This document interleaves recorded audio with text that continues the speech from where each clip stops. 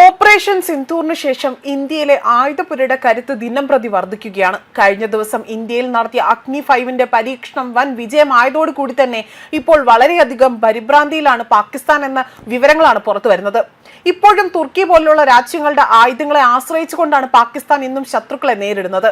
പഹൽഗാം ഭീകരാക്രമണത്തിന് പിന്നാലെ തന്നെ കൊടും തീവ്രവാദികളെ എല്ലാം തന്നെ ഇല്ലാതാക്കാൻ അല്ലെങ്കിൽ പാകിസ്ഥാന്റെ ഉള്ളിലേക്ക് കടന്നു ചെന്നുകൊണ്ട് തിരിച്ചടി നൽകാൻ ഇന്ത്യക്ക് സാധിച്ചു.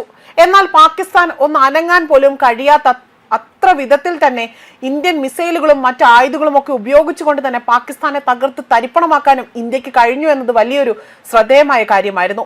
അതിന്റെ തെളിവുകളെല്ലാം തന്നെ പാകിസ്ഥാനിൽ ഇന്നും അവശേഷിക്കുന്നുണ്ട്. എന്നാൽ പാകിസ്ഥാന് നൽകിയ തിരിച്ചടിയോടുകൂടി തന്നെ ഇന്ത്യ കൂടുതൽ ശക്തരാകുകയാണ് ഉണ്ടായത്.